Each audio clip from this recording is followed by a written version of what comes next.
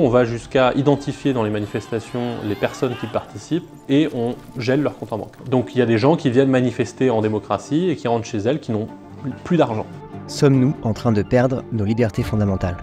Donc une fois que j'ai dit ça, maintenant je peux insérer tout ce que je veux, et en l'occurrence chaque contrôle c'était je vais surveiller l'intégralité des conversations de tous les Européens. Ok, dans ma bagnole, je suis dans ma voiture, je conduis J'ouvre tranquillement. la boîte, à gants, je trouve 1000 € en cash. Vous êtes coupable de blanchiment, sauf si vous me prouvez le contraire. Qu'est-ce qui permet d'affirmer une telle chose?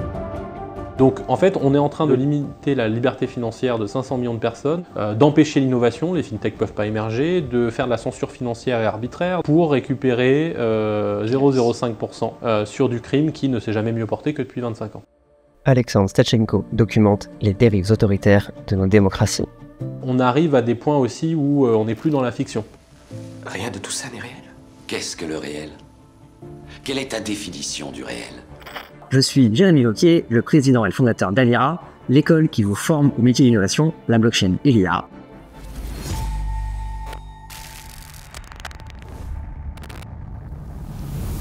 Bonjour à tous et à toutes, bienvenue dans ce nouvel épisode des podcasts d'Alira où nous recevons chaque semaine un nouvel expert de l'écosystème et aujourd'hui nous recevons Alexandre Stachenko.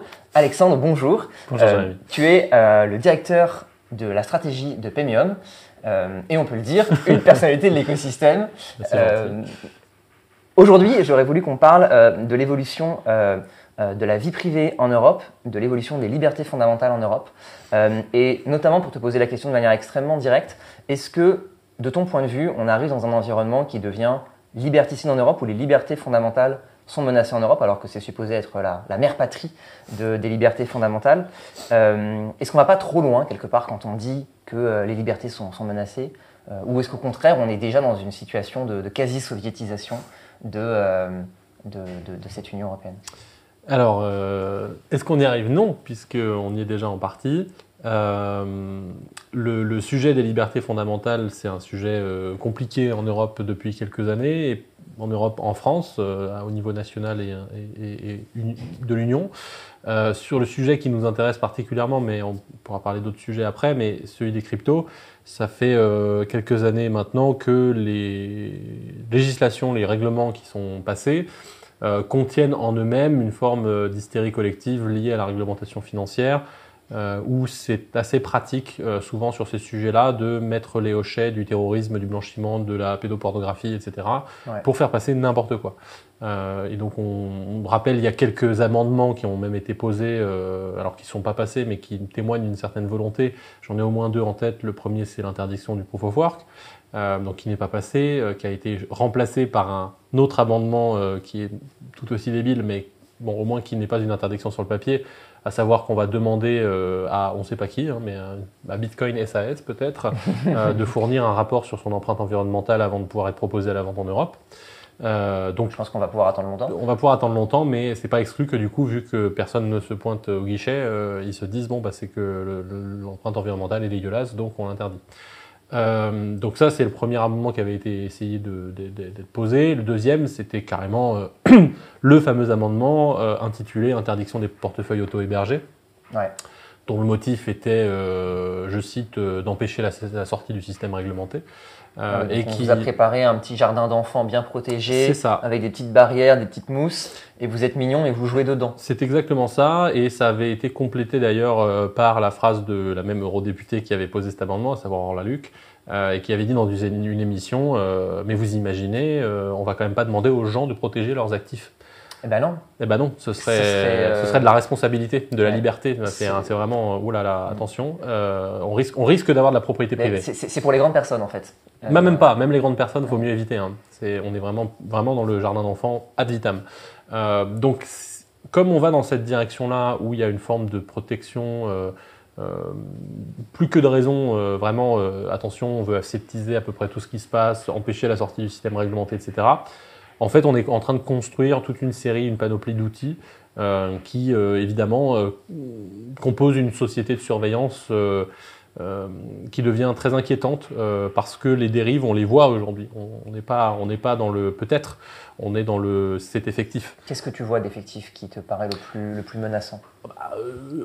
Alors en dehors des cryptos, puis après on pourra regarder sur la partie financière, mais en dehors des cryptos, si on regarde la France depuis quelques années, entre les blocages de réseaux sociaux décidés par un homme tout seul, en dehors de toute procédure judiciaire, les gardes à vue de journalistes, la surveillance généralisée, les militants qui ont été condamnés parce qu'ils ont utilisé le signal et que c'était donc considéré comme un, je cite, comportement clandestin.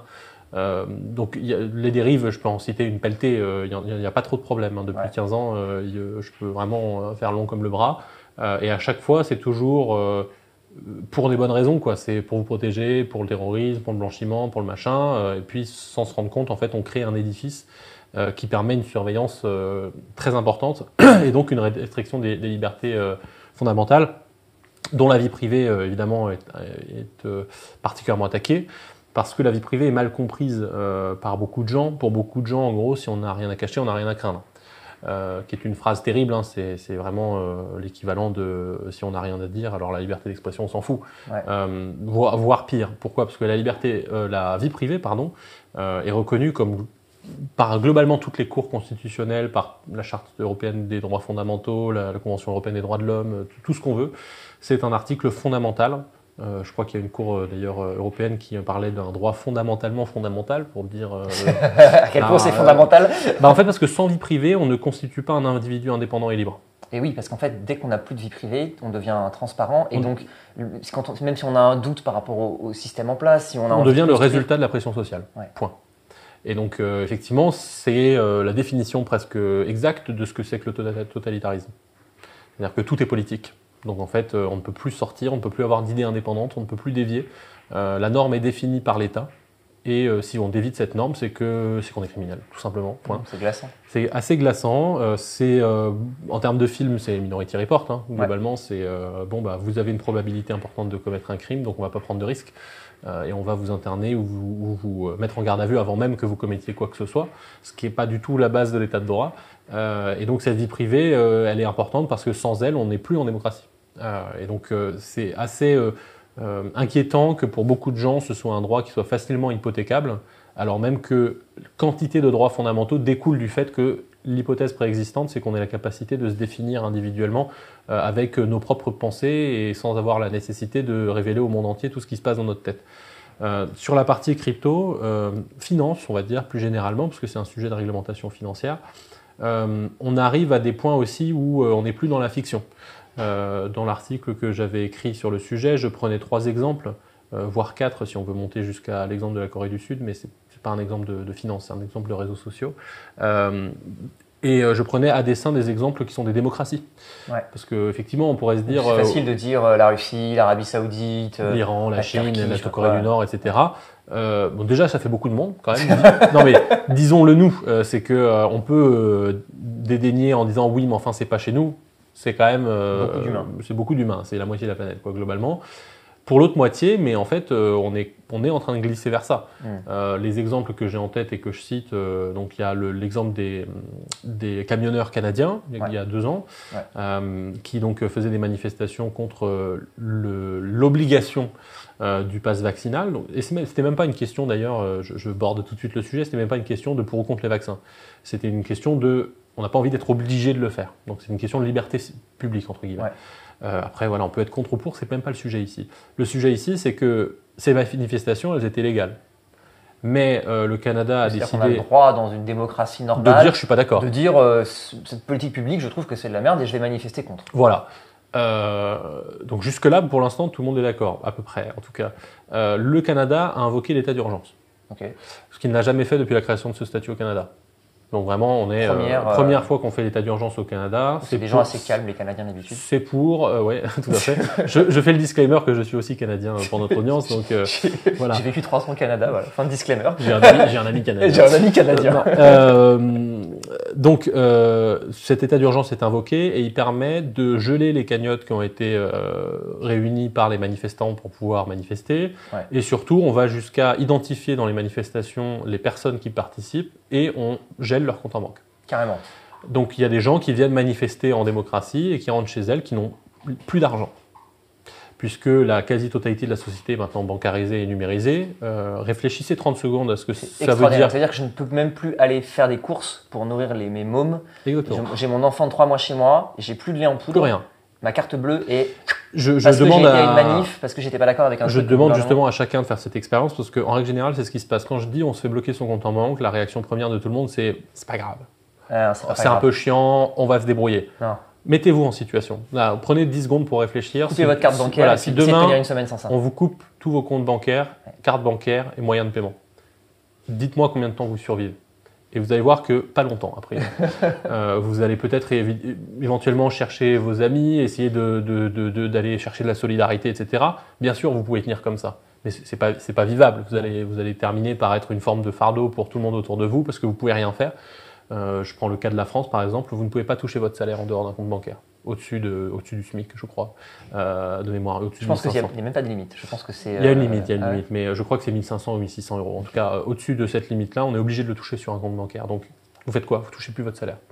Donc, on parle de choses qui sont extrêmement violentes et qui sont particulièrement convaincantes en termes de rétorsion. De rétorsion et pour empêcher les gens de manifester, en fait, tout simplement. C'est que si vous continuez, en fait, vous arrêtez de vivre. Donc, qu'est-ce qui s'est passé? Les manifestations s'arrêtent. Ça me semble assez évident. Et évidemment, 2 ans plus tard, en janvier 2024 cette année, la Cour constitutionnelle du Canada juge que ça a été anticonstitutionnel. Sans déconner. Oui, mais c'est trop tard en fait. Et oui.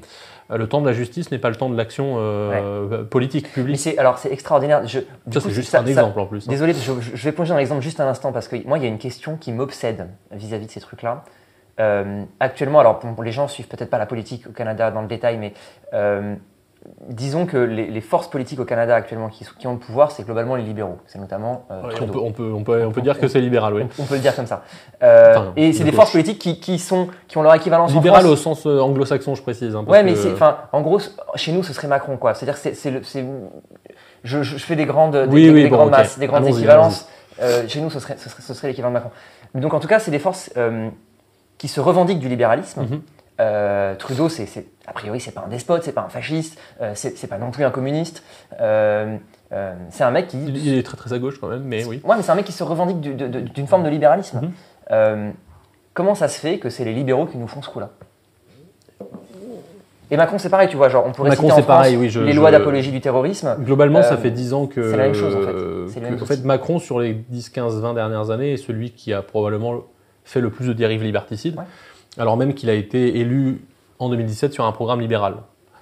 Donc effectivement, la question se pose. Je pense que c'est une question de facilité, de tentation du pouvoir. Voilà. Après, je ne fais pas de psychologie, donc j'en sais rien. Mais en tout cas, ce qu'on constate, c'est qu'effectivement, il y a quand on regarde libéral au sens américain du terme, c'est-à-dire en fait gauche, c'est assez facilement explicable dans la mesure où c'est pas libéral au sens libéral, c'est libéral au sens camp du bien. Et donc on a cette tentation quand on est dans le camp du bien de dire en fait on va tout policer, la haine en ligne, les combats sociétaux, etc. pour éviter que ça déborde parce qu'il y a des gens qui sont offensés. Et en fait, mécaniquement, ce truc-là ne peut que dériver. Parce que, en fait, plus on avance, plus le spectre de ce qui est offensant et de ce qu'on peut dire ou pas dire augmente. Et donc, mécaniquement, on tombe dans des dérives comme ça.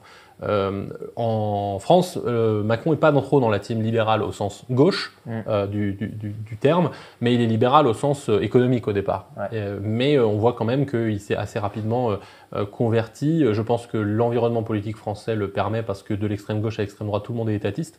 Donc c'est très difficile de rester sur son créneau libéral, en fait, tout simplement. Donc voilà, après, comme je disais, je ne fais pas de psychologie, donc je ne vais pas m'amuser à faire une analyse psychologique de comptoir, mais en tout cas, ce qu'on constate, c'est que ces dérives existent, que là, c'est l'exemple du Canada, qu'on pourrait citer l'exemple du Royaume-Uni où Nigel Farage s'est fait fermer son compte après 43 ans en étant client dans la même banque et qu'il était incapable d'ouvrir son compte nulle part ailleurs. Peut-être on peut rappeler qui c'était un partisan du Brexit.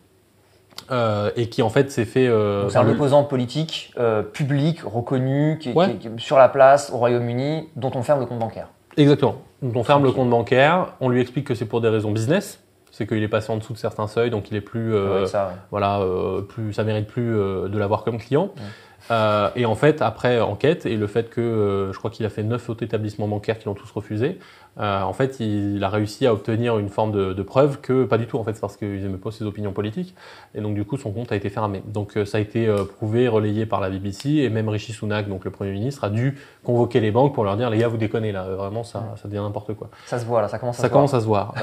Plus récemment, en avril 2024 ou en mars 2024, je ne sais plus, on était dans la campagne des élections indiennes, donc plus grande démocratie du monde. Elle n'est pas aussi bien classée sur le classement des démocraties que le Canada, qui est genre 12e, ou le Royaume-Uni. La France doit être 20 quelque chose-ième, mais l'Inde est à côté de la Belgique et de l'Italie, quoi. C'est pas non plus un délire en termes d'autoritarisme. Tous les comptes bancaires du parti d'opposition étaient gelés pendant la campagne. Tranquille, donc c'est vrai que c'est pratique de faire campagne sans argent. Ouais. Donc, et là, on parle du parti d'opposition, historiquement en plus c'est très symbolique, puisque c'est l'INC, donc c'est le parti de Gandhi. Donc le parti de Gandhi, là, au milieu d'élections, pendant 2 mois, il ne peut plus rien faire. Voilà. Et après, évidemment, si on ne peut plus rien faire... C'est pas un peu antidémocratique ou un peu limite, quoi. Mais c'est toujours une bonne excuse. Donc là c'était, oui, mais il y a des suspicions de fraude. Oui, sans aucun doute. Donc on ferme et puis ça tombe pile dans la campagne, c'est bizarre. Dommage. Et puis après, si on élargit le scope et qu'on regarde dans les pays un peu plus autoritaires, je pense à l'Iran, on a eu une loi qui a été votée, je ne sais plus si cette année ou l'an dernier, qui permet d'utiliser un combo de la reconnaissance faciale avec la fermeture de comptes bancaires, notamment pour identifier les femmes dans la rue qui ne portent pas leur voile. Donc si on ne porte pas son voile, on rentre chez soi, on a une amende, comme ça, qui a été prélevée sur le compte, et la deuxième fois, c'est plus de compte bancaire. Wow. Donc ces dérives-là, en fait, il faut vraiment les approcher d'un point de vue libéral, c'est-à-dire réfléchir quand on publie des nouveaux textes, quand on vote des lois, est-ce que cette loi est bonne? C'est-à-dire, est-ce que si mon pire ennemi est au pouvoir, est-ce que j'aurais peur de cette loi? Si la réponse est oui, c'est qu'elle n'est pas si bonne que ça. Le problème, c'est que personne n'a ce réflexe-là, et donc on vote en permanence en ayant cette naïveté qui conduit à dire, en fait, comme moi, je suis dans le camp du bien, et que c'est moi qui vote la loi pour le bien, par exemple, pour empêcher la haine en ligne. Tu ne peux pas être pour la haine quand même. Ah non, je ne suis pas pour la... Non, évidemment, je suis pour la bienveillance entre les humains. Pour la bienveillance entre les êtres humains. Moi, je suis dans le camp du bien, tu sais. Je le savais bien. Ça me rassure, en tout cas. Et donc, une fois que tu es dans cette philosophie-là, en fait, ce que tu votes est donc pour le bien commun. Évidemment. Et donc, le problème, c'est qu'en donnant des outils pour lutter pour le bien et le bien commun et contre la haine, en fait, tu définis très peu haine. Et donc, à la fin, dès que le pouvoir sort de tes mains, tu te rends compte qu'en fait, c'est toi qui vas être concerné par la haine. À ce titre-là, je termine avec l'exemple de la Corée du Sud dont je parlais, qui n'est pas de la réglementation financière, mais des réseaux sociaux. En 2008, la Corée du Sud avait imposé, pour prévenir la haine en ligne, aux réseaux sociaux de collecter l'identité de leurs clients, de leurs usagers, parce qu'il n'y a pas forcément des gens, ou en tout cas de leurs utilisateurs, qui payent. Donc ils demandaient à tous les réseaux sociaux de collecter passeport, carte d'identité, etc., de tous les Sud-Coréens. Pourquoi pas? C'est pour le bien. Puis ce qui est vrai, c'est que comme il n'y a jamais de leak de données, c'est pas du tout gênant de constituer de gigantesques bases de données avec les passeports de tout le monde. Et ce qui s'est passé, c'est que 4 ans plus tard, en 2012, la Cour constitutionnelle de Corée a retoqué la loi sur la base de plusieurs constatations.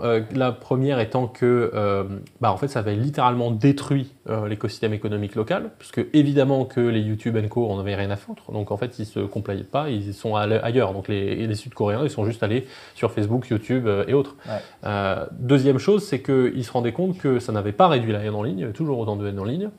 Troisième chose, ils se sont rendus compte que, bizarrement, le gouvernement faisait une application assez sélective de cette loi et l'appliquait surtout quand il s'agissait d'opposants.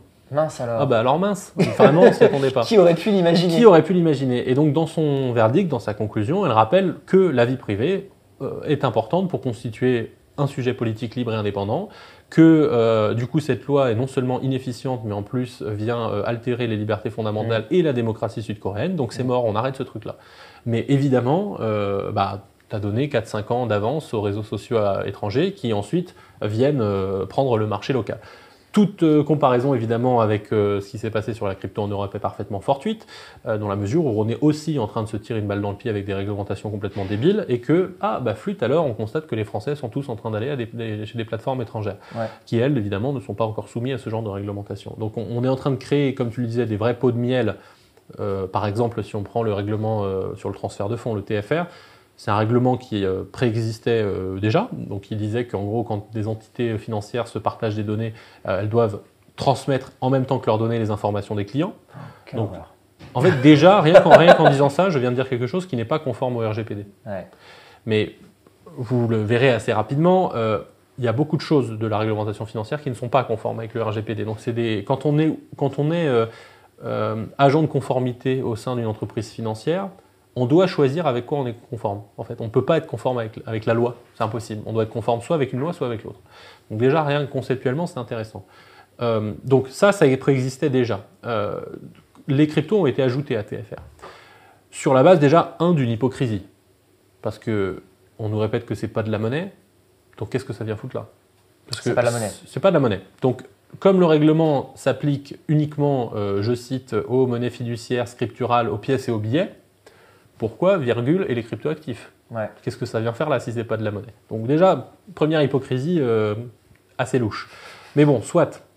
Le problème, c'est que les cryptos, via nos amis du GAFI, donc qui sont des gens du groupe d'action financière non élus, accessoirement je précise, qui sont des gens qui proposent les encadrements législatifs au niveau mondial en disant voilà les bonnes pratiques à mettre en place pour lutter contre le financement du terrorisme et le blanchiment, c'est des gens qui ont décidé que les cryptos étaient risqués par nature. Par nature, ça veut dire quoi? Ça veut dire que quel que soit le pays avec qui j'interagis, la personne avec qui j'interagis, le montant que j'envoie, une transaction crypto est considérée comme à haut risque. Donc même si là je t'envoie 1 euro en crypto, c'est équivalent, non mais je vais aller plus loin, c'est équivalent à balancer un virement de 100 000 balles en Russie. Équivalent. Équivalent du point de vue, de des alertes qui se lancent dans les systèmes de conformité. Exactement. Et donc là où c'est complètement délirant, c'est que vu que c'est considéré à haut risque, ce règlement et le pot pourri de règlement entre MiCA, TFR et les différentes directives anti-blanchiment font que globalement, dès que vous interagissez en crypto avec un PSAN, avec un intermédiaire, il va être dans l'obligation de reporter toutes vos transactions, puisqu'elles sont toutes risquées. Donc il reporte toutes vos transactions auprès d'une autorité publique qui par évidemment... Exemple, TracFin, Par exemple TracFin, normalement c'est les Financial Intelligence Unit au niveau européen, qui du coup se deviendront des gigantesques pots de miel de toute votre vie, et évidemment qui seront hackés. De toute façon, c'est une question de quand, pas de si. Donc on est dans une forme de surveillance totale généralisée qui renverse la présomption d'innocence, c'est-à-dire que vous êtes coupable avant et après c'est à vous de prouver que vous ne l'êtes pas, ou éventuellement, je rappelle que d'ailleurs la présomption d'innocence tombe sur le blanchiment en France. Donc il y a une présomption de culpabilité sur le blanchiment en France. est-ce que tu veux préciser ce point-là? Si on ouvre votre boîte à Tagan et qu'on trouve 5 000 euros, Si dans ma bagnole, je suis dans ma voiture. J'ouvre la boîte à Gand, je trouve 1 000 euros en cash. Ouais. Vous êtes coupable de blanchiment, sauf si vous me prouvez le contraire. Qu'est-ce qui te permet d'affirmer une telle chose? La loi française. Ok. La loi française, il y a depuis 10 ans, 15 ans maintenant, une exception sur la présomption d'innocence sur le blanchiment. Ok. Qui d'ailleurs s'est appliquée pour la première fois aux cryptos, il y a 1 an je crois. Je ne voudrais pas dire de bêtises, mais de mémoire, c'est il y a autour d'1 an. Il y a eu un premier cas de l'utilisation de cette présomption de culpabilité pour condamner quelqu'un pour blanchiment dans les cryptos. Ok, tranquille. Tranquille. Voilà. Donc tout ce genre de choses est complètement disproportionné, en règle générale n'est pas étayé, n'est pas travaillé, il n'y a pas d'étude d'impact, il n'y a pas de... Ouais, parce que c'est le deuxième volet de l'histoire, c'est ok, bon, on voit que le portrait qu'on est capable de tisser de tout ça, il est, disons-le, assez sombre et assez liberticide. On a pris toute une série d'exemples. La boîte à gants, on comprend que c'est la même chose pour la crypto, le renversement de la présomption d'innocence, enfin, c'est des choses qui sont hyper graves pour quelqu'un qui est attaché à l'état de droit. Et je fais une parenthèse, on tourne avant le deuxième tour des élections législatives et on sortira après le deuxième tour des élections législatives. Donc nous verrons bien ce que le futur, peut-être le montage nous dira le résultat. Aurons-nous le droit de publier la vidéo? Nous verrons bien. Mais ce qui est sûr, c'est que, en tout cas pour la France, on n'a pas eu besoin d'attendre justement les fascistes, les autoritaristes, l'extrême droite pour mettre en place ces trucs-là. Encore une fois, ce sont des trucs qui ont été mis en place par le centre de l'échiquier politique. Et la gauche, le loi antiterroriste et la gauche. Je trouve ça lunaire, mais bon, fin de parenthèse. Peut-être, je vais me faire l'avocat du diable, je vais faire le faussement naïf l'espace d'une demi-seconde. Peut-être que ça vaut le coup, Alexandre. Rassure-moi que tout cela n'est pas inutile, que tout ce qu'on paye avec cette fameuse citation, un peuple qui ne défend pas sa liberté, enfin qui est prêt à abandonner un peu de liberté pour un peu de sécurité, ne mérite ni l'un ni l'autre et finit par perdre les deux. peut-être que ça vaut le coup quand même, tout ça. Peut-être que ça réduit le crime, peut-être que ça a des effets, peut-être que... Ça peut, en tout cas le raisonnement se tient, c'est-à-dire que d'un point de vue de l'état de droit, normalement, en fait la vie privée, comme n'importe quelle liberté fondamentale, ne sont pas des libertés maximales. Ça ne fonctionne pas comme ça la démocratie libérale. Ça fonctionne dans le fait que si on constate une base légale nécessaire, c'est-à-dire si on dit « ok, on a un problème avec le terrorisme, là il y a un gros problème, on se prend des attaques, il y a des gens qui meurent, etc., etc. Donc il faut faire quelque chose ». D'un point de vue juridique, ça s'entemOn va ouvrir le sac des gens quand ils rentrent dans les bâtiments publics. Voilà, on va faire des choses. Ok, qu'est-ce qu'on peut faire?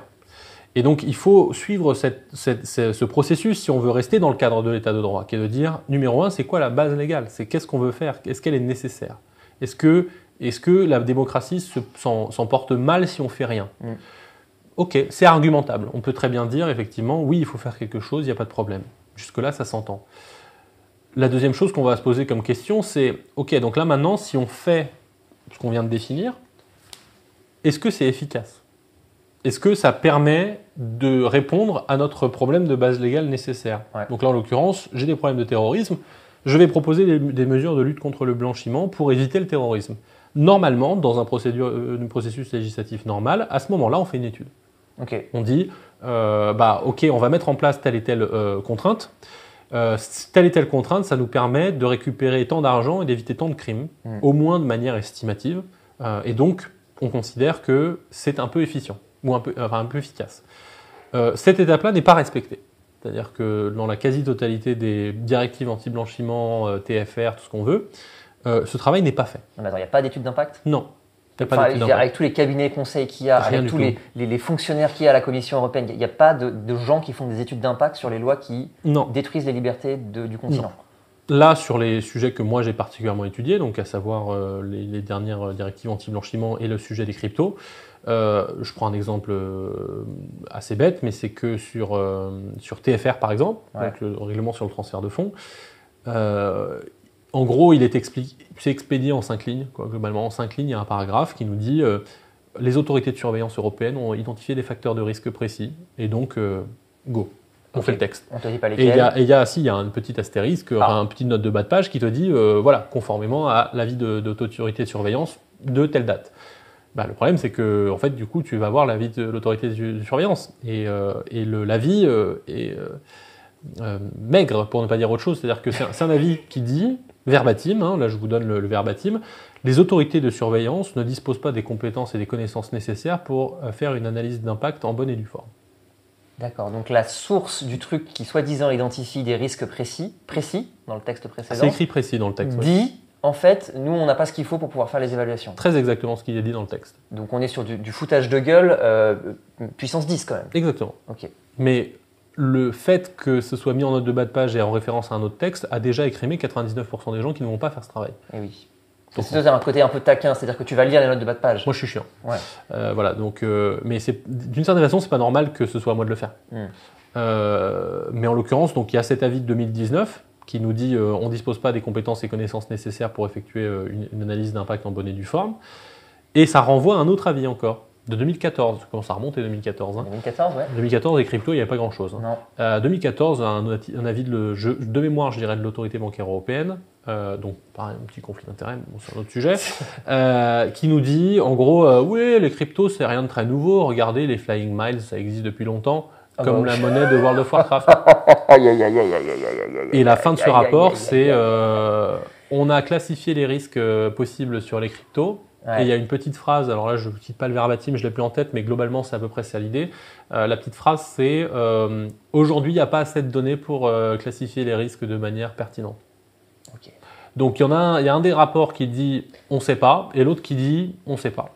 Et sur cette base-là on restreint 500 millions de personnes. La personne qui rédige ce texte met la note de bas de page pour donner cette espèce de vernis de sérieux, elle la connaît la note de bas de page, elle ne peut pas l'ignorer au moment où elle l'écrit dans son rapport. Mais elle fera une lecture sélective inverse de moi. C'est-à-dire elle prendra n'importe quel passage dans les 60 pages de texte qui dit on pense que peut-être éventuellement un jour il y a eu un risque. Et ça lui suffit. Parce qu'il y a écrit au-dessus Autorité bancaire européenne. Donc j'ai plus ma responsabilité, c'est celle de l'autorité bancaire européenne. On ne pourra pas me reprocher en tant que député de me fournir en information auprès de quelqu'un de respectable. Ce n'est plus mon problème. Moi, je veux réguler. J'ai ma source.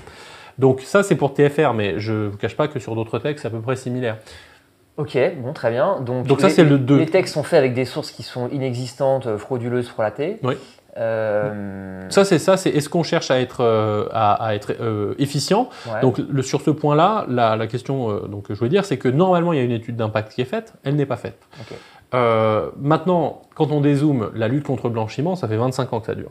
Ouais. Ça fait en gros depuis 2001 les attentats. Ça a commencé un petit peu avant avec le GAFI, je crois que c'est 89 le GAFI. Donc peut-être qu'ils ne font pas d'études d'impact, mais j'imagine qu'il y a d'autres acteurs dans la société qui doivent faire des études sur le sujet. Alors oui, très marginalement. Il n'y en a pas des masses en ouais. vrai, c'est très dur à trouver.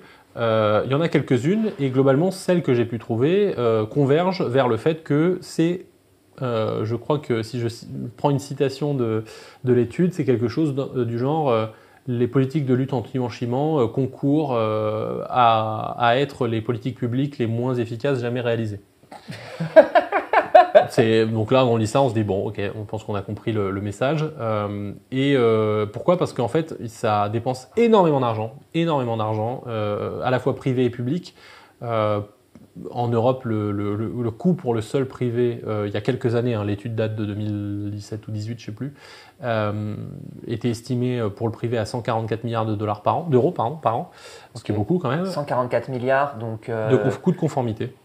Au niveau de l'Europe. Au niveau de l'Union européenne seulement. Ok, c'est 144 milliards, juste pour remettre en contexte, parce que sur des chiffres comme ça, c'est des fois dur d'avoir les ordres de grandeur. En gros, le PIB de la France, c'est dans les 2000 milliards de dollars.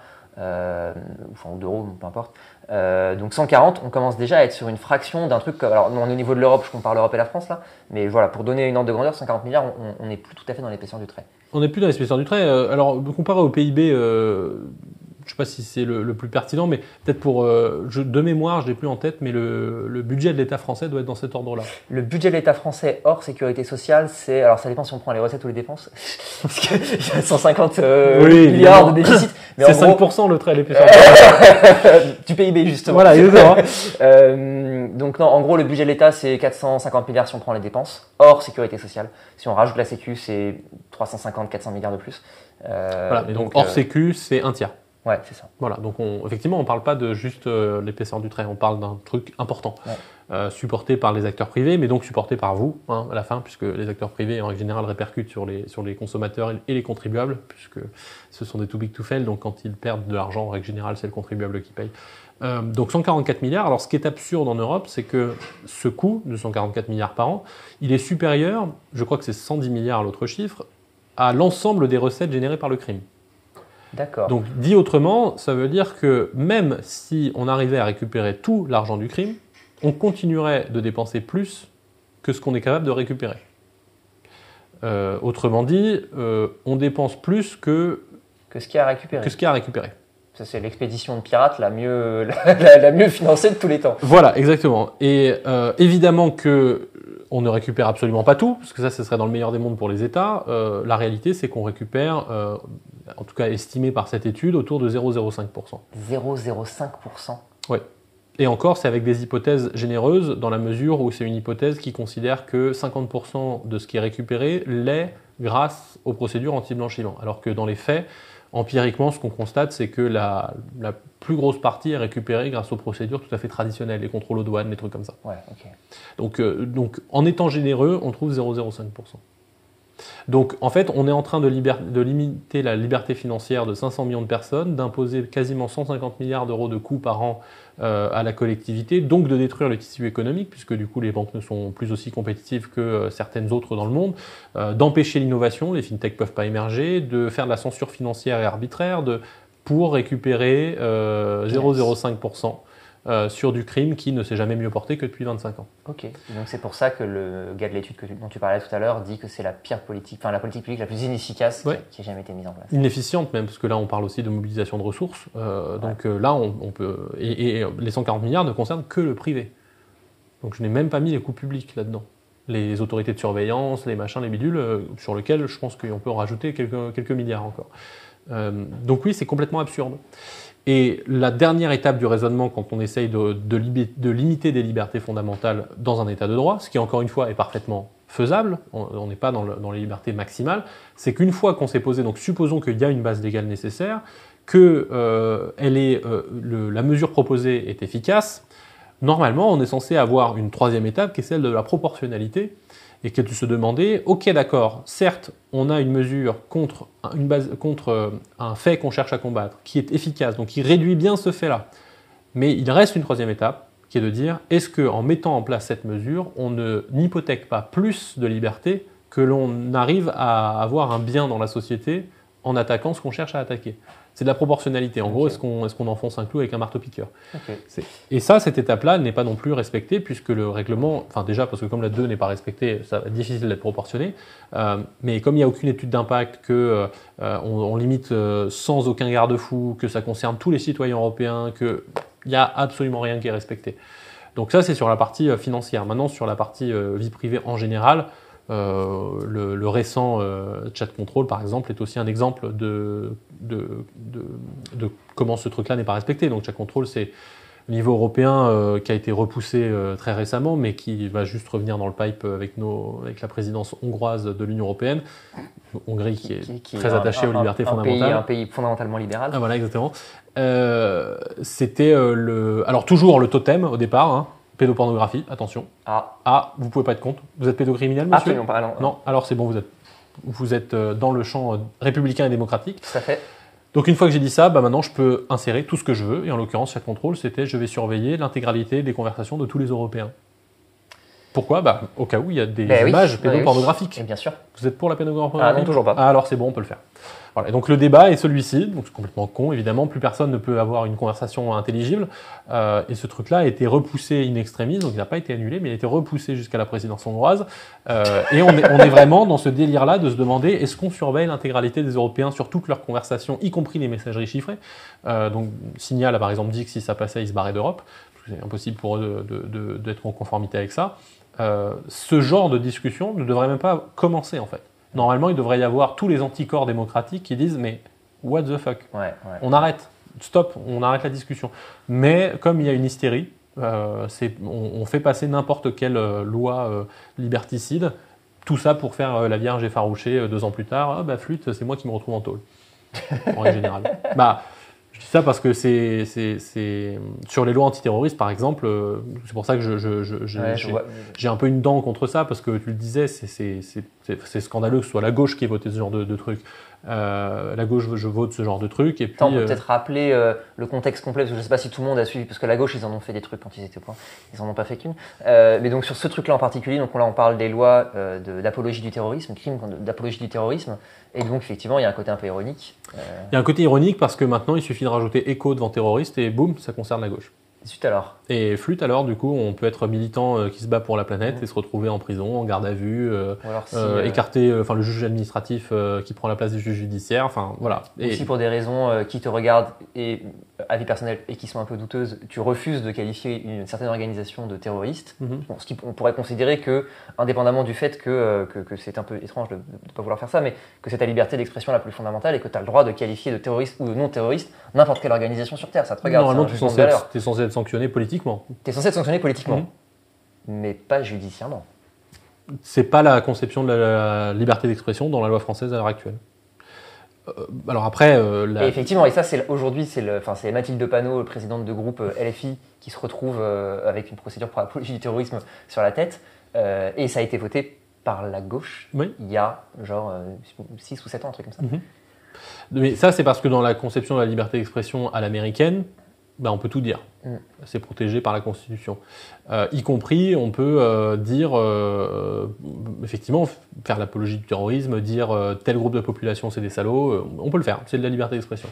En France, on considère que non, on ne peut pas faire de l'appel à la haine, on ne peut pas faire de l'appel à la violence, on ne peut pas faire d'apologie du terrorisme, etc. Et donc, on a des lois qui restreignent la liberté d'expression.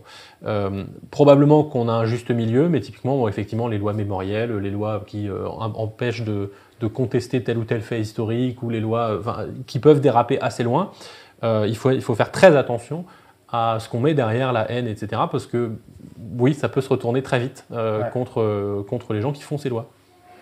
Ok, super. Sans transition, puisqu'on parlait d'éco-terrorisme, est-ce que Bitcoin va détruire la planète ? Oui, bien sûr. Ouais. Bien sûr. Ouais. Est-ce qu'on va être obligé d'aller miner sur Mars parce que la consommation de Bitcoin va dépasser celle de la Terre ? Comment on fait ? Je pense qu'on peut faire tout le système solaire.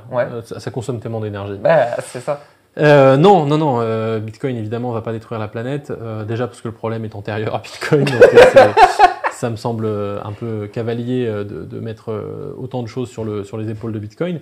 Et ensuite parce que sur la partie opérationnelle, donc maintenant commence à être accepté, y compris par les quelques publications académiques qui sortent sur le sujet, le fait que c'est un atout et non pas un problème pour, à minima, l'équilibrage de réseau, le financement des ENR, la chasse au méthane, voilà, il y a une pelletée de choses qu'on peut faire avec le Bitcoin.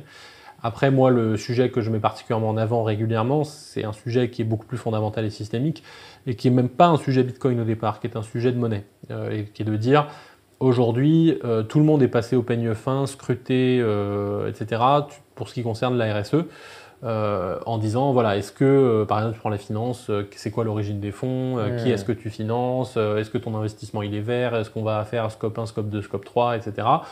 Mais il y a un élément qui passe absolument toutes les barrières sans qu'on lui demande rien, c'est la monnaie. Et la monnaie est prise comme une hypothèse, en fait. C'est pris comme une hypothèse non questionnable. Voilà, la monnaie est ce qu'elle est, et puis voilà, on fait avec. Alors que, moi, selon mon analyse, c'est vraiment un angle mort de la réflexion, parce que la monnaie, c'est les règles du jeu de l'économie mondiale. Donc c'est quelque chose que tout le monde utilise, tous les agents économiques, dans toutes leurs décisions, partout sur la planète, en tout temps. Et donc, s'empêcher d'avoir une réflexion sur la compatibilité entre une monnaie infinie et un monde fini est en fait, pour moi, vraiment rater un éléphant dans la pièce.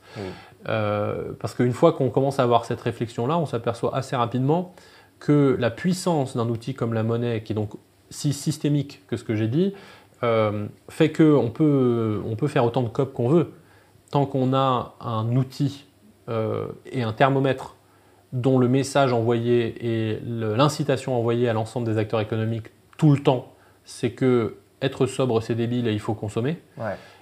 En fait, voilà, on peut faire 36 000 COP, ça ne sert à rien. Donc là, on est vraiment dans une question qui n'est pas opérationnelle, qui ne concerne pas est-ce que miner, ça consomme de l'énergie, qui est de dire, en fait, est-ce que le système monétaire actuel est compatible avec les accords de Paris? La réponse est non. Ouais. La réponse est non, parce que la monnaie aujourd'hui est construite pour favoriser l'inflation, en tout cas à 2% en cible, quand c'est atteint. Et donc, dans le meilleur des mondes, si jamais c'est atteint, ça veut dire qu'on a une monnaie dont l'objectif, et là je ne suis même pas dans l'hétérodoxie, je dis juste en traduction écologique de ce que dit l'économie mainstream, c'est qu'on cherche à faire consommer. Ouais. Parce que la consommation alimente le PIB. Donc, on a un système monétaire qui incite à détruire des ressources pour faire de la consommation artificielle et créer des emplois que la société considérerait en temps normal comme improductifs, donc elle ne financerait pas. Mais le dilemme qui se pose est un dilemme d'ailleurs qui se pose, on va encore parler de la gauche. Aujourd'hui, la gauche est dans une dissonance cognitive par rapport à ça, notamment par rapport à la monnaie, parce que la monnaie fiat, la monnaie inflationniste, est une forme de prérequis à la boulimie de l'État. Alors, effectivement, parce que on reviendra, parce que tu viens de m'esquiver ma question sur l'énergie de Bitcoin, mais on y reviendra parce qu'en fait... Je ne sais pas esquiver. Moi, tu sais... J'ai répondu de manière synthétique, ça n'a rien à voir. Moi, tu sais, j'aime trop la monnaie pour laisser échapper le sujet. Effectivement, le camp du bien, qui va considérer que c'est important de lutter contre le réchauffement climatique, et ça l'est sans doute, c'est important d'installer des éoliennes, etc. C'est important de faire tout un tas de politiques publiques, que finalement, on retrouve ça chez plein d'économistes classés à gauche, keynésiens, etc., ou néo-keynésiens, que le problème de financement n'est en fait pas un problème, puisque la monnaie peut être imprimée à partir de rien, ça maintenant les gens commencent à l'avoir bien compris, et que donc, en fait, il suffit que l'État passe un coup de fil à la Banque Centrale Européenne en lui disant « Hey, est-ce que tu ne veux pas mes obligations ?» La Banque Centrale répond « Bien sûr, je te fais un super taux. » Et l'État a autant d'argent qu'il veut. Et ça, une fois que les économistes ont compris, ils se disent « Ok, mais on a toutes ces politiques publiques qui sont très importantes, qu'on n'arrive pas à financer. Pourquoi est-ce qu'on n'imprimerait pas simplement la monnaie dont on a besoin ?» C'est une question parfaitement légitime que tout Français est censé se poser depuis le Covid.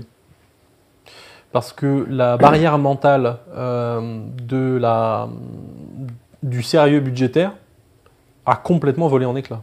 C'est-à-dire que pendant 10, 15, 20 ans, on répète à tous les Français que désolé, mais il faut se serrer la ceinture, que l'hôpital se meurt, que l'école se meurt, la police se meurt, la justice se meurt, etc. Mais désolé, il n'y a plus d'argent. Ouais. Et soudainement, en 2020, on invente de l'argent, à plus quoi savoir en faire, non pas pour financer l'hôpital, l'école, la police et la justice, mais pour financer le fait de rester chez soi. Et donc, À partir de là, le tabou est brisé. Si on arrive à trouver... Et puis les gens en ont fait l'expérience dans leur chair. C'est pour ça que je dis que ce tabou est brisé, la boîte de Pandore est ouverte. Tout Français est légitime de se demander pourquoi je paye des impôts. Et dans la réalité, pourquoi on paye des impôts? Parce que, de toute façon, le budget est financé aujourd'hui par de la dette. Donc, pour détruire de la monnaie. Mais... Autant aller jusqu'au bout de l'idée et dire en fait on arrête l'impôt. Et on fait que de la dette. De toute façon, on peut créer autant d'argent qu'on veut. Bah ouais. Et dans ce cas-là, vu qu'on peut créer autant d'argent qu'on veut, pourquoi est-ce qu'on se limiterait? Et en fait, ces questions-là, une fois qu'on a ouvert la boîte de Pandore, n'ont pas de réponse. N'ont pas de réponse, on peut le faire autant qu'on veut. Alors la réponse, évidemment, que va apporter les autres écoles de pensée économique, c'est de dire, mais en fait, en faisant ça, vous allez juste littéralement détruire l'économie. Mais pas dans l'économie mainstream ou keynésienne ou post-keynésienne. Non, parce qu'il y a des coefficients multiplicateurs. Parce qu'en fait, plus on met dans l'économie, plus ça se porte bien. Et, oui. Et donc, en fait, on peut mettre autant qu'on veut, on peut mettre à l'infini. Let's go, on y va. Et c'est d'ailleurs proposé par différents économistes, effectivement, plutôt classés à gauche. Et pourquoi je disais qu'il y avait justement cette dissonance cognitive, c'est que sur la partie environnement, où en fait le consensus scientifique, il est acquis. On a un problème, il faut le régler. Le problème, c'est qu'ensuite, il faut le traduire en action politique. Ouais. Comment on fait pour régler ce problème? Et puis en action tout court aussi. En action aussi individuelle, évidemment. Le problème, c'est que, globalement, le discours à gauche va être de dire « le marché, on a essayé. Regardons depuis 50 ans, 60 ans. Est-ce qu'on a corrigé le problème de l'écologie? Non. On consomme toujours plus de ressources, la croissance est exponentielle, on n'arrive pas à faire de découplage entre croissance et émissions de CO2 au niveau mondial. On peut le faire de manière sectorielle et géographiquement localisée, mais on n'arrive pas à le faire au niveau mondial. Donc de toute façon, si on croît toujours plus, on ne peut pas faire de croissance infinie dans un monde fini. Donc le marché, on a essayé, maintenant il faut essayer autre chose. Et donc on va essayer la contrainte. On pourrait leur rétorquer que la contrainte, on a essayé, ça a donné le communisme et des génocides, mais c'est un autre sujet. Donc on va aller vers là, en disant, on va contraindre. Et donc pour contraindre, on a besoin d'un État fort. Et donc c'est là qu'il y a une dissonance cognitive importante, c'est que pour avoir un État fort aujourd'hui dans le contexte actuel, sans monnaie fiat, c'est pas possible.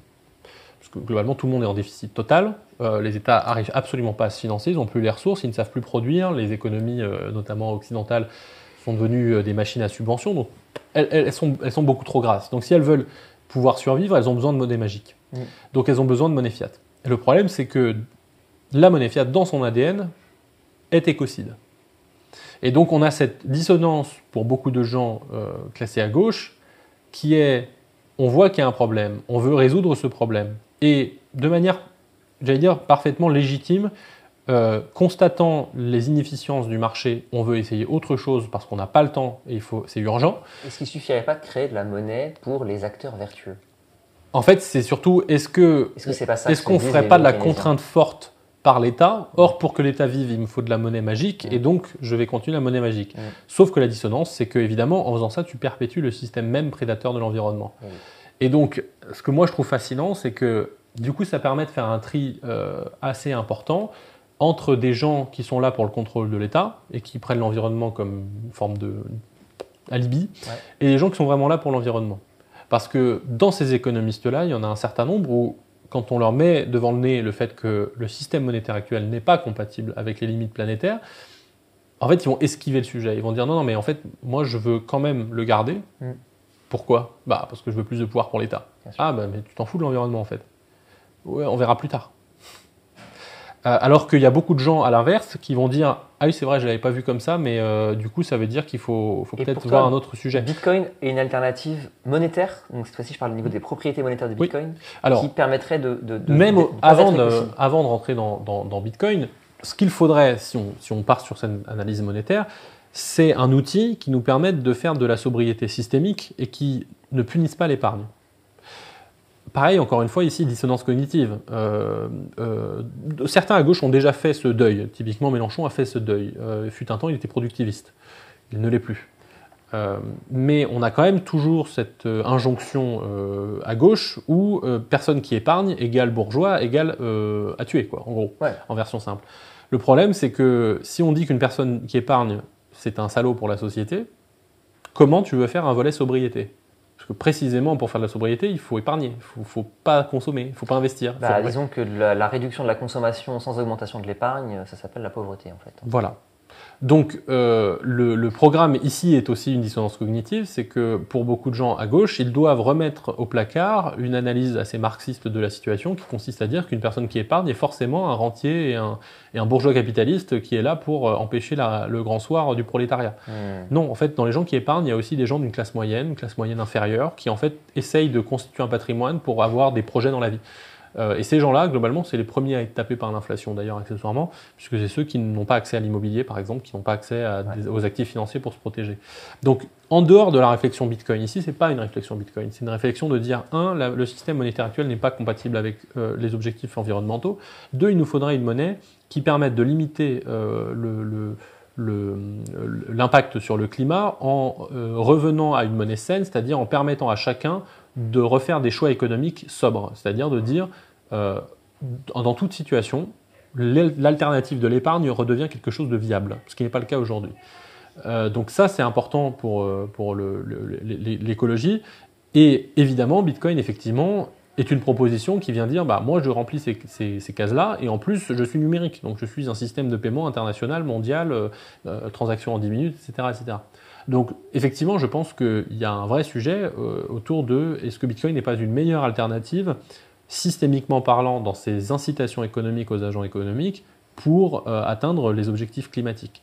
Mais pour ça va exiger de la part, parce que je critique beaucoup la gauche, donc je vais mettre un petit coup sur la droite aussi, ça exige, que la droite soit au niveau sur les enjeux écologiques, ce qui est souvent pas le cas, et 2, que la gauche, de son côté, fasse le deuil de cette injonction contradictoire, c'est est-ce que je suis en faveur de l'environnement, mais dans ce cas-là, j'essaye de faire de la sobriété systémique en laissant les agents de marché, les individus, choisir les choses qu'ils veulent ou pas faire et donc restreindre leur propre consommation, ou est-ce que je vire toujours plus à gauche ou dans le totalitarisme en disant non, en fait il y a un bonhomme en haut de l'État qui va définir des quotas et qui va dire voilà, vous avez le droit de faire ci, ça, ça, qui en fait, au-delà d'être complètement inefficient et bureaucrate, va probablement générer de la connivence, les riches pourront s'échapper de ce système, etc. Ce sera complètement inefficient. On a rapidement parlé de l'URSS tout à l'heure comme étant l'aboutissement d'un système étatiste dans lequel l'État contrôle tout ce qui se passe. En vérité, quand tu regardes le traitement de l'environnement par l'URSS, parce que l'URSS est productiviste. Les sociétés, ouais, mais je ne sais pas si elle n'est pas consubstantiellement productiviste. Je ne sais pas s'il est possible. C'est un deuil que l'URSS non productiviste existe en fait. De manière générale, voilà, les expériences communistes ne se sont pas très bien passées partout sur la planète. On dira toujours que c'est pas du vrai communisme, mais bon, je ne veux pas lancer ce débat. Je suis pas convaincu que. Enfin, ce dont je suis convaincu, c'est qu'il y a une forme de deuil ou de nouvelle alliance qui va être difficile à faire dans les esprits, parce qu'en réalité, au sein du spectre politique, il y a deux chapelles qui devraient s'entendre, mais qui aujourd'hui ne se parlent que très peu, pour des raisons, je dirais, sociétales majoritairement. Mais en fait, on trouve de l'écologie à droite et à gauche. Et l'écologie de droite, en fait, c'est une écologie très conservateur, terroir, localisme, ce qu'on veut. Ouais. Mais c'est en soi écologiste, tout ça. À gauche, le problème, c'est qu'on a une écologie qui, très souvent d'ailleurs, ne l'est plus. CF, tous les partis écolos d'Europe qui ont globalement sabordé le nucléaire et autres, et qui souvent va mettre en priorité dans son combat l'agenda de gauche, donc étatiste souvent, plutôt que l'agenda écolo. Et donc, il faudrait arriver à faire parler ces deux chapelles-là pour essayer de trouver une forme de consensus écolo qui soit dans la sobriété. Ouais. Mais la sobriété parle assez peu lorsqu'on est productiviste. Et le problème, c'est qu'effectivement, une bonne partie de la gauche n'a pas fait son deuil du productivisme. C'est quoi la consommation électrique? Je reviens sur Bitcoin, dont on était parti. C'est quoi la consommation électrique de Bitcoin aujourd'hui dans le monde? Je n'ai plus le chiffre exact, mais ça doit être entre 100 et 150 TWh. Ok, entre 100 et 150 TWh. Qu'est-ce qui fait... pourquoi est-ce que ce n'est pas un problème pour toi que Bitcoin ait cette consommation énergétique? Alors, ce n'est pas un problème déjà parce que c'est quasiment rien dans la consommation électrique mondiale. En fait, le jeu des comparaisons lui fait dire ce qu'on veut. Souvent, on va dire c'est plus qu'un pays comme l'Argentine, ou la Belgique, ou la Suisse, etc. Souvent, je prends le jeu des comparaisons au sens inverse. La consommation électrique des sèche-linges aux États-Unis, c'est 110 TWh. Okay. Donc, 110 TWh sont consommés chaque année pour cracher de l'air chaud sur les vêtements des plus riches du monde. Ok, et faire en sorte qu'on n'utilise pas des fils à linge. Par exemple. Ok. Et donc ça, c'est donc l'ordre de grandeur se compare à la consommation de Bitcoin. Voilà, donc c'est... De là à ce qu'il y ait des ASIC qui sèchent le linge. Oui, bien sûr, c'est fait. Non, mais ce que je veux dire par là, c'est que en fait, je ne vois pas grand monde s'indigner de la consommation électrique des sèche-linges, alors que leur utilité sociale, elle n'est pas folichonne non plus. Donc, il faut remettre les choses dans leur perspective et dans leur contexte. Pourquoi elle n'est pas embêtante? Parce que la quasi-totalité de cette consommation, enfin la quasi-totalité, en tout cas la majorité, je crois de mémoire que c'est autour de 55-60% aujourd'hui, est soit sur de l'ENR, de l'énergie fatale, donc de l'énergie qui de toute façon été produite et dont personne ne fait rien, soit c'est de l'énergie qui certes est consommée en plus, mais dont les électriciens, les gestionnaires de réseau eux-mêmes disent que c'est bénéfique. Alors c'est contre-intuitif, je veux bien l'entendre, mais je me réfère à l'Agence internationale de l'énergie, pour laquelle en fait, le raisonnement est assez simple à comprendre. Si on veut faire la transition écologique, je le fais en version rapide, mais si on veut faire la transition écologique, il faut faire de l'électrification. Si on veut faire de l'électrification, si on le fait avec des énergies fossiles, on retourne à la case départ. Donc il faut le faire avec un mix électrique qui soit plus propre. Donc il faut des ENR. S'il faut des ENR, ça veut dire qu'il faut augmenter le mix d'ENR dans le mix électrique. Le problème, c'est que plus on augmente les ENR, plus on diminue la flexibilité de l'offre. Oui, il y a du vent quand il y a du vent et du soleil quand il y a du soleil, et on a besoin d'électricité tout le temps. Exactement. Et le problème, évidemment, est assez évident, typiquement dans le cas du solaire. Le photovoltaïque, globalement, tous les jours, est condamné à produire le maximum lorsque personne consomme, c'est-à-dire à 14 heures. Donc on a vraiment un problème effectivement de flexibilité de cette offre, parce que les gens ne consomment pas à 14 heures, ils consomment à 8 heures du matin, à 20 heures, globalement. Donc la diminution de la flexibilité de l'offre nécessite, selon l'Agence internationale de l'énergie, c'est pas monsieur Sachenko qui le dit, d'augmenter la flexibilité de la demande. Puisque l'offre a une flexibilité qui diminue, si on veut être even, il faut augmenter la flexibilité de la demande. Sur l'électricité, on rappelle, il faut consommer en temps réel ce qu'on produit, sinon le réseau explose et c'est la fin du monde. Voilà, il est en surtension ou sous-tension, et donc c'est assez, ça pète les infrastructures et c'est pas terrible. Ou ça fait un blackout. Donc, une fois qu'on a dit qu'il faut augmenter la flexibilité du côté de la demande, qu'est-ce que ça veut dire? Ça veut dire qu'il faut trouver des consommateurs d'électricité qui sont capables de dire « Ok, je m'arrête » ou « Je me remets en ligne ».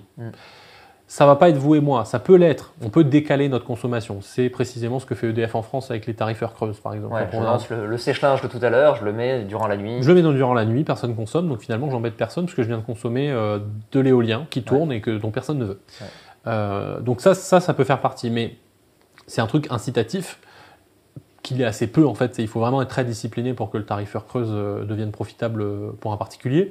Avec les voitures électriques, je pense qu'il y a avec les voitures électriques, il y a un vrai truc. Voilà. Mais si vous n'êtes pas très. Programme sur la voiture, tu la branches, machin. Si vous n'êtes pas très électro-intensif, ça n'a pas beaucoup d'intérêt. Beaucoup de gens ne sont pas hyper électro-intensifs. Donc voilà. Par contre, il y a des industriels en face. Les industriels, on peut avoir des contrats au cas par cas en leur disant oulala, toi, tu es une usine d'aluminium, ça consomme énormément. Donc on va faire un contrat, et puis si jamais le réseau est en surtension, tu te débranches. Sauf que, donc ça s'appelle des programmes d'effacement. Ça existe dans la quasi-totalité des pays. L'Agence internationale de l'énergie nous dit ces programmes d'effacement, il faut leur rajouter, j'ai plus le chiffre exact, mais c'est quelques dizaines ou centaines de térawattheures d'ici une dizaine d'années. Donc je répète, il faut rajouter de la consommation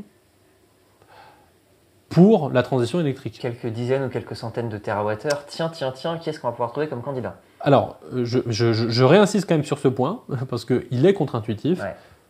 Pour l'environnement, il faut consommer plus. Et ça, c'est pas toi qui le dis. C'est pas moi qui le dis. C'est l'intelligence.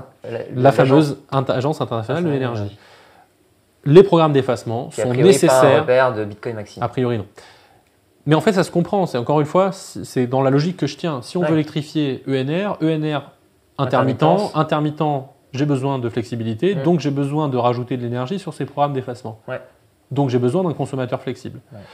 Et ça, aujourd'hui, les usines d'aluminium ou autres que je mentionne, elles ont tous leurs problèmes. L'usine d'aluminium, je ne peux pas l'arrêter plus de 2-3 heures sans risquer de devoir raser l'appareil industriel. Parce que l'aluminium fige, voilà, il y a il y a des fournisseurs et des clients qui vont attendre et qui vont dire j'ai plus mon aluminium, qu'est-ce que je fais? Donc ça met en cause toute une chaîne industrielle et c'est difficile de le faire tenir plus de quelques heures. Donc en France, typiquement sur les usines d'aluminium, on a des formes de programmes où il y en a une qui s'efface, il y en a une qui ressort, c'est assez complexe à gérer et puis surtout c'est capé, on ne peut pas aller au-dessus d'un certain palier.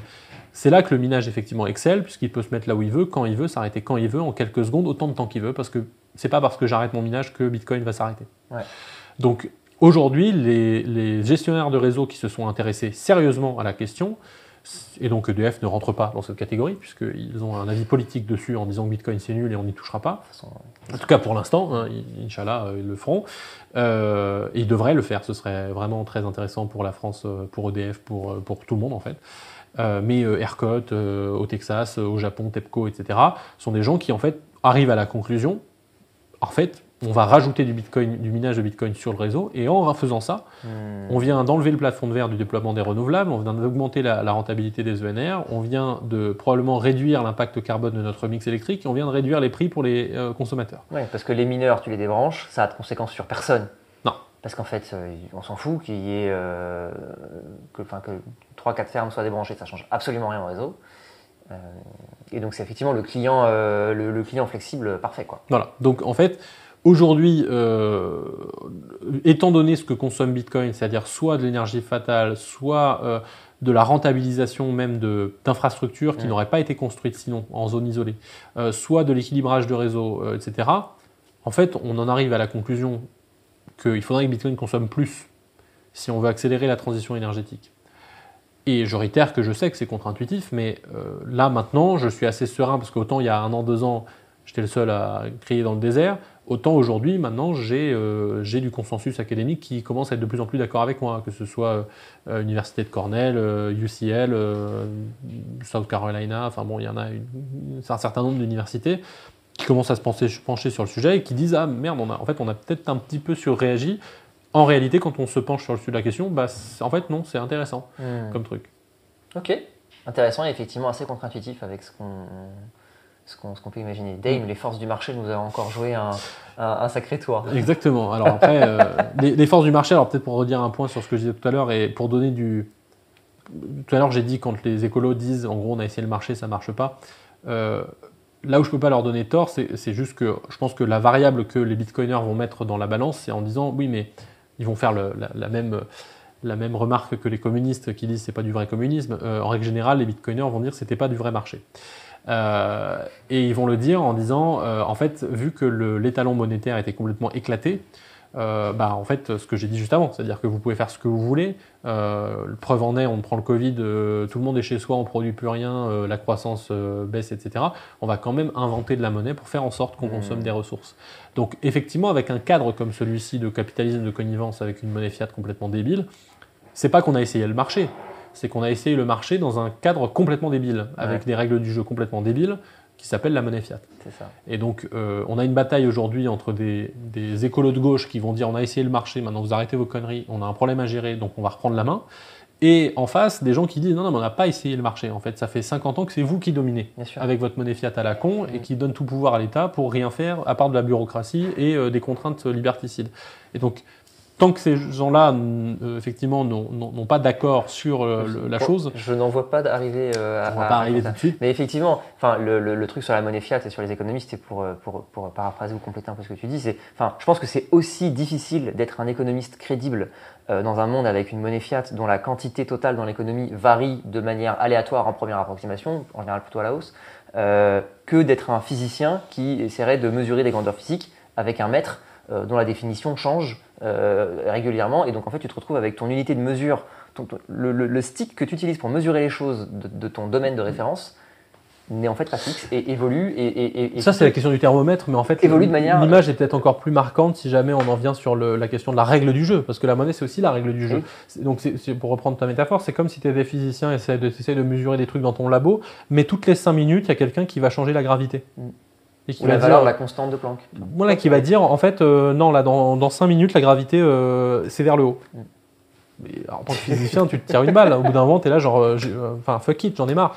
Donc là c'est un peu ce qui se passe en économie, c'est que tu vas avoir par exemple plein de gens qui vont dire non, regardez, la monnaie fiat ne crée pas d'inflation parce qu'on n'a pas eu d'inflation pendant 20 ans. Et tu as plein de gens en face qui disent non mais c'est pas parce qu'il n'y a pas d'inflation dans la hausse des prix constatée qu'il n'y en a pas eu dans la masse monétaire et dans la perte du pouvoir d'achat de la monnaie. Elle a peut-être été simplement cachée dans les actifs financiers, elle a peut-être été cachée dans l'immobilier, elle a peut-être été offset par les gains de productivité, par la technologie. Comment ça se fait qu'on soit tapé 30 ans d'Internet mais que les salaires réels n'aient pas progressé? De toute manière, un économiste qui utilise le mot inflation sans préciser immédiatement de quoi il parle, à mes yeux, perd toute crédibilité parce qu'en fait, l'inflation est un phénomène qui est tellement... Enfin, il faut que tu précises en fait. Tu fais quoi? Tu prends l'inflation telle que mesurée par l'INSEE avec la définition de l'INSEE sur le panier de la ménagère machin. Ou alors est-ce que tu prends l'inflation de la masse monétaire? Enfin, en fait, on ne sait pas de quoi on parle. Exactement. Donc c'est le physicien qui essaie de mesurer ces trucs et on lui dit toutes les 5 minutes, alors pardon, mais en fait on vient de changer la gravité. Ah, excuse-moi, on l'a rechangé là. Et en fait, c'est impossible de mesurer quoi que ce soit de manière fiable dans une économie dont la règle du jeu change en permanence, de manière arbitraire, de façon non transparente, parce que c'est quand même des bonhommes tout seuls dans une salle qui décident, et qui affectent l'ensemble de l'économie, des décisions des agents économiques, et qui surtout vont changer, altérer notre préférence temporelle. C'est le principe même de l'inflation, quand je disais ça favorise la consommation. Pourquoi? Parce que ça vient dire à tous les agents économiques, y compris vous, les ménages, les particuliers, les entreprises, que le futur est certain, ça ne sert à rien de se prémunir. On n'a pas besoin d'épargner, on n'a pas besoin de stocker de l'argent, on n'a pas besoin Il faut consommer. Consommer, parce que comme ça, vous alimentez l'économie. Et d'ailleurs, pour beaucoup de gens dans cette philosophie économique, ceux qui ne le font pas sont presque des traîtres. Qui ne font pas travailler leur argent. Et oui, donc si l'argent ne travaille pas, c'est que vous êtes un traître, vous êtes un bourgeois. Alors que, encore une fois, sous le prisme écologique, normalement, toute cette lecture marxiste de la chose est censée devenir caduque, sauf, encore une fois, si en fait c'est juste une façon de masquer la volonté de prendre du pouvoir, enfin de faire que l'État prenne du pouvoir, et qu'en fait l'écologie est un alibi. Pour beaucoup de gens, l'écologie est un alibi, ils n'ont strictement rien à foutre. Leur intérêt, c'est de faire progresser le pouvoir de l'État. Mais je reste persuadé, et je le dis tout à l'heure, que pour le coup, on a un vrai problème écologique et environnemental qu'il faut régler de manière urgente. Et les libéraux sont décrédibilisés parce que tout le monde pense qu'on a essayé le libéralisme depuis 50 ans. Et à l'inverse, les autres sont censés être aussi décrédibilisés puisqu'on a essayé l'étatisme en fait, pendant un certain temps et qu'il se trouve que ça ne marche pas des masses non plus. Ok, et bah écoute, on finira sur ces belles paroles d'optimisme encourageantes pour l'avenir. Merci beaucoup à toi, en tout cas, pour cette interview. C'était hyper intéressant. Merci pour l'invitation. Et puis, on peut te suivre sur tes différents réseaux sociaux, sur X, LinkedIn, BFM et compagnie. Tout à fait. Et mes articles sont sur Medium pour ceux qui ont du temps à perdre. Très bien, merci beaucoup. Si vous voulez vous former de votre côté à la blockchain ou à l'IA, vous pouvez aller sur alira.fr. On forme la prochaine génération de professionnels de l'écosystème. Et si vous voulez regarder d'autres vidéos d'experts de l'écosystème, n'hésitez pas à regarder dans les fiches à la fin de cette vidéo. Je vous souhaite une très bonne fin de journée et je vous dis à très bientôt. Merci Alexandre. Merci.